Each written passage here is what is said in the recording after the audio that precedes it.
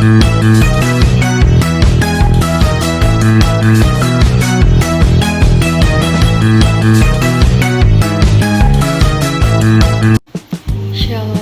Assalamualaikum warahmatullahi wabarakatuh.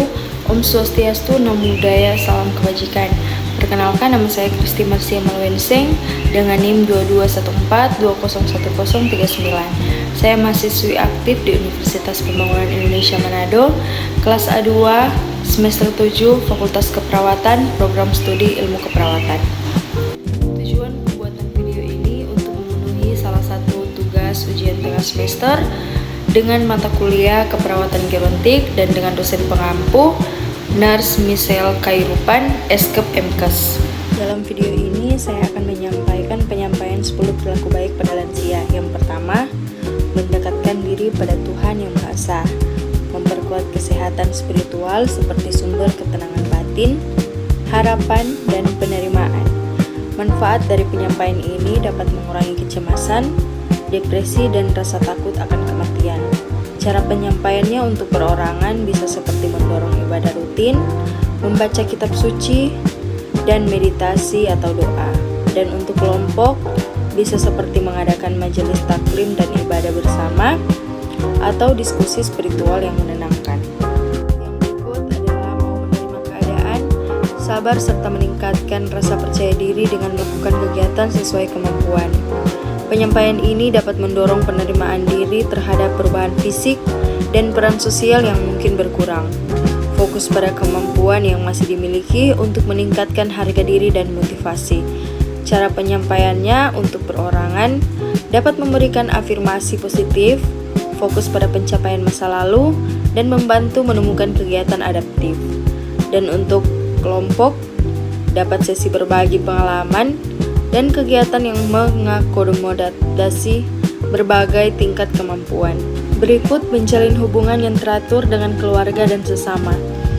Penyampaian ini dapat mencegah isolasi sosial yang berisiko, memicu depresi dan penurunan fungsi kognitif. Dukungan sosial adalah kunci kesejahteraan mental. Cara penyampaiannya pada perorangan dapat membantu memfasilitasi panggilan telepon atau video kunjungan. Dan untuk kelompok mengadakan pertemuan rutin, arisan, kegiatan sosial bersama, atau piknik makan siang atau menjadi relawan. Dan yang berikut ada olahraga ringan setiap hari. Penyampaian ini bermanfaat menjaga kebugaran fisik, memperkuat otot dan tulang, atau mencegah osteoporosis dan jatuh, meningkatkan kesehatan jantung, dan melancarkan sirkulasi darah. Cara penyampaiannya untuk perorangan dapat merancang program latihan yang disesuaikan, misalnya jalan kaki 15-30 menit, peregangan, atau tai chi.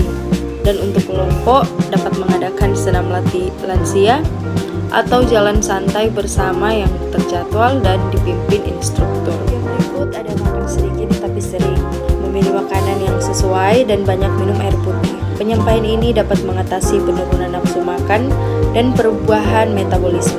Makanan yang sesuai seperti kaya serat, rendah garam, gula, lemak jenuh, mencegah penyakit kronis. Asupan air putih mencegah dehidrasi yang sering tidak disadari oleh lansia. Cara penyampaiannya untuk perorangan memberikan edukasi gizi praktis dan menyusun menu harian. Dan untuk kelompok dapat demo masak makanan sehat lansia, sesi diskusi pentingnya hidrasi atau minum minimal 8 gelas air per hari. Berikut berhenti merokok dan minum minuman keras. Penyampaian ini dapat mengurangi secara drastis risiko penyakit kardiovaskuler, kanker, dan kerusakan hati. Ini adalah langkah vital untuk memperpanjang usia sehat. Untuk penyampaian perorangan, dapat konseling motivasi dan rujukan ke program berhenti merokok atau alkohol. Dan untuk kelompok, diskusi dampak negatif merokok atau alkohol dan strategi mengatasi keinginan. Dan yang berikut ada kembangkan hobi dan minat sesuai kemampuan.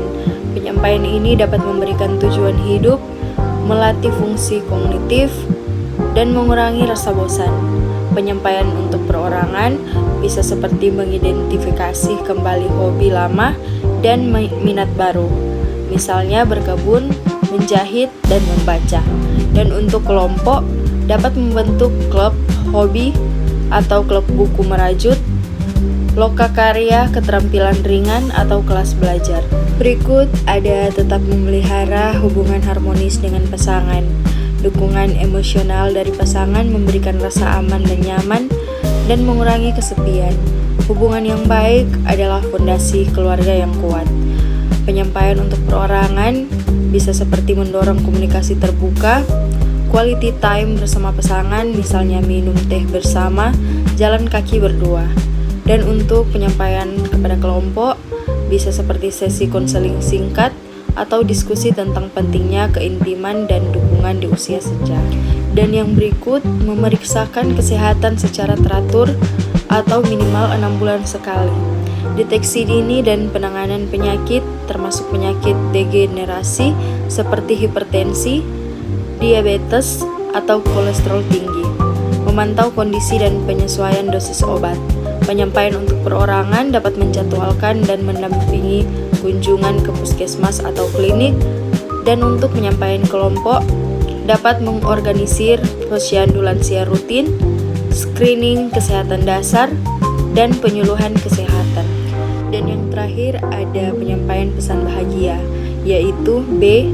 Berat badan berlebih hindari, A. Atur makanan yang seimbang, H. Hindari faktor risiko penyakit jantung dan situasi yang menegangkan, A. Agar terus merasa berguna dengan mengembangkan kegiatan atau hobi yang bermanfaat, G.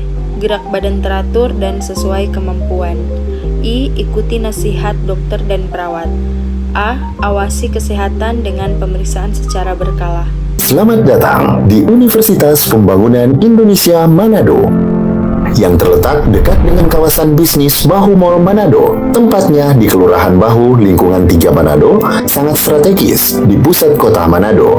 Dibangun di atas lahan seluas 2,5 hektar, Universitas Pembangunan Indonesia Manado berdiri megah dengan ruangan 7 lantai, terdiri dari ruangan kelas, ruangan kantor, perpustakaan, laboratorium komputer, laboratorium keperawatan, pengadilan semu, dan laboratorium bahasa, kantin, serta rooftop di lantai atas.